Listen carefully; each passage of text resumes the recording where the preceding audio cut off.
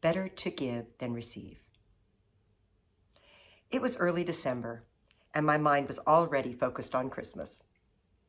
I was 11 years old, and the morning of December 25th was my reason for living the other 364 days of the year. I so loved the seasonal festive music, the decadent food, and visiting with friends and relatives. And of course, I loved opening presents under the tree. But I had just recently realized that it was even more fun to watch someone open a gift you gave. This was a relatively new concept for preteen me, and I was more than a little excited to come up with great gifts for each member of my family. They had to be just perfect, but needed to cost next to nothing, or better yet, actually nothing. My allowance was now 50 cents per week for completing my chores, which was nothing to sneeze at. But I had only managed to save $3 so far, and time was not on my side. I settled on something homemade, since buying 4 gifts was probably out of my budget. But what on earth could I make that Mom, Dad, my younger brother, and sister would all like? I immediately discounted coupon books for hugs and chores. I had given Mom and Dad one each for Mother's and Father's Days, and neither had yet to cash in a single coupon. A special drawing or painting for everyone was tempting, but our fridge was covered with artwork created by me and my siblings already. I decided to go to the school library to search for ideas. Luckily for me, I was able to find a couple books featuring do-it-yourself gift ideas and check both out. Once home with my idea starters, I immediately started scouring each page for something magical, yet cheap, to make for my beloved family to open on Christmas morning. I landed on something I had never seen anywhere in stores or houses: homemade pomanders. A pomander, it turns out, is a type of sachet made with fruit and spices encased in netting or lace. I was intrigued by the simplicity in which they are made, as well as the beautiful finished products I could create. They looked like expensive ornaments and would emit a beautiful spicy orange aroma for months. I fantasized about where each person would choose to display their work of art and imagined the compliments would keep coming as they enjoyed the fragrance well into the next year. The price was well within my reach, as the only ingredients I needed was 4 oranges, a bunch of whole cloves, cinnamon, some netting, ribbon, and something called alum. I was pretty sure my neighbor would give me the oranges from her tree. We had whole cloves and cinnamon in the pantry. I could cut pieces out of one of my old frilly petticoats for the netting, and I had plenty of hair ribbons I could spare. The one thing I didn't have access to was the alum, so I decided to skip that. I could hardly wait to start my project. I first ran to my neighbor's house and asked very politely if I could please have 4 oranges from her tree. Sadly, she did not have any ripe oranges to offer, but she directed me to another neighbor who had an even bigger tree. As I did not really know these other neighbors, I hesitated to ask them for fruit, but this was Christmas, so I mustered up the courage and went to the door. A gruff-looking man answered, and I stammered my request out as he looked at me with complete disinterest. "No," he said, and slammed the door. My heart dropped. But then I came up with a new plan. I just needed to ask my mom to buy oranges for our lunches that week and not cut them up like she normally did. She would probably wonder why I wanted to peel whole oranges rather than eat slices at lunchtime, but since I was now 11, she would probably just think it was because of that. I then checked our pantry for tins of whole cloves and cinnamon. We had plenty of cinnamon, but it turned out we only had 5 cloves rattling around in their container. How could I get my hands on more cloves? I decided to ask my nice neighbor if she had any spare cloves. Turns out she did have some she was willing to part with, although not nearly as many as the instructions suggested. Since Mom would be suspicious of my asking her to buy whole cloves, I opted to just divvy up what I had and use fewer per orange. I spoke with Mom about the orange in my lunch thing. She looked confused, but said no problem. I told her I would like an orange in my lunch every day that week, so all I had to do was hide them when I got home from school each day, and I would have 4 by Friday. My next task was to remove one of the tulle panels from an old petticoat and cut 4 perfect 12-inch squares of netting. Mom had kept some horrid garments from our younger years in a back closet. Surely she wouldn't notice if I removed just one layer from one old slip. I selected a particularly stiff, pale blue one and attempted to cut out the entire bottom panel using our old kitchen scissors. It was much harder to cut than I realized since the scissors were so dull.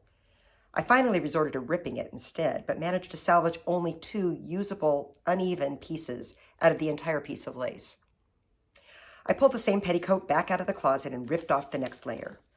I could not even get a single square out of this piece, so I ripped the final bit of tulle from the top layer, which meant the entire petticoat was now garbage.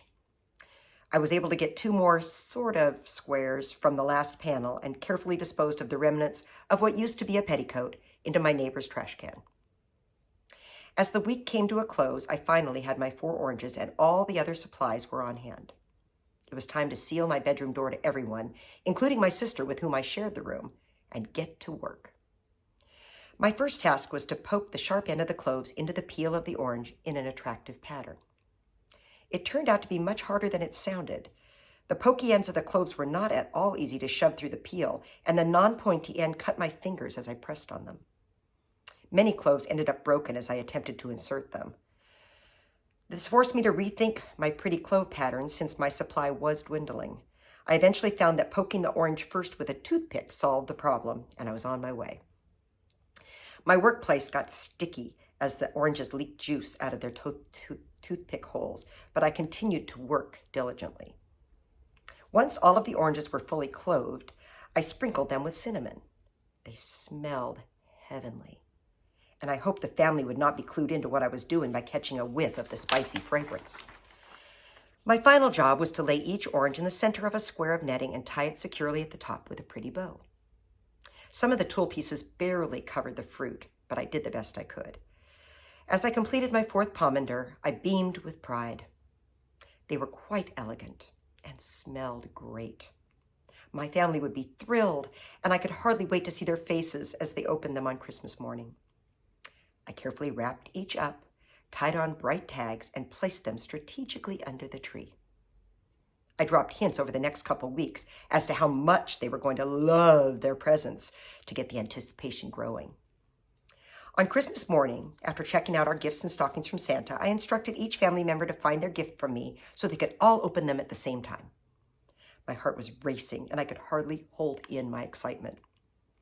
My dad was the first one to say anything. "I think something is leaking out of my package. Is that part of the surprise?" Wait, what? But before I could fully process this, my sister opened her package and screamed as raging torrent of fruit flies escaped. Mom had just ripped hers open and just stared inside the wrappings, not sure what to do next. By then, my dad had finished opening his gift and bravely put his hand into the package as he blew away the billowing flies and carefully lifted out the contents. And then he started to laugh. I mean, really laugh, hard. He managed to ask me as he gasped for breath, "Well, what do we have here?" To my horror, he had in his hand a goopy, dripping, moldy, rotted blob encased in ribbons and tulle. A thick cloud of flies filled the room, and it smelled of rotten citrus. By then, my entire family was laughing to the point of tears as I stood frozen at the scene. I could feel myself starting to cry, so I ran into my room and slammed the door.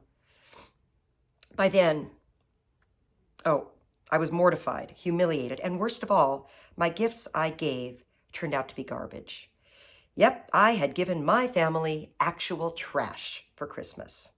I began to sob uncontrollably. Eventually, my family gained their composure and quietly came into my room one by one. Although they were still struggling to keep from giggling, they saw how sad I was and tried to comfort me. Mom asked me what the gifts were supposed to be, since they certainly could not tell by looking at them, and I tried to explain through my post-crying hiccups. Turns out she knew what a pomander was and told me she loved the thought and effort more than anything. When she saw that the instructions called for alum, she asked how I had managed to get my hands on this ingredient.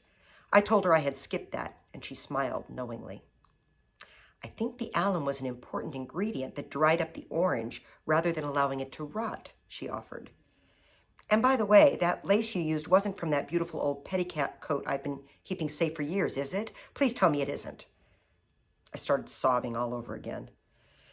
Next, my brother stepped forward, put a hand on my shoulder to show his support. Look at it this way, sis, he said. You gave us the best laugh all year. That's a great gift. I appreciated his words, but still could not see the humor in the situation. Until my sister started giggling again. I started to feel my sadness starting to dissipate. Then the laughter spread to Mom, Dad, and finally my brother. They simply could not stop. I could feel their unabashed joy. I started to give in to laughter myself. It started hesitantly, but eventually we were all engrossed in full belly laughs that lasted for several minutes and left us all with aching stomachs. So, overall, my palminters were a complete bust.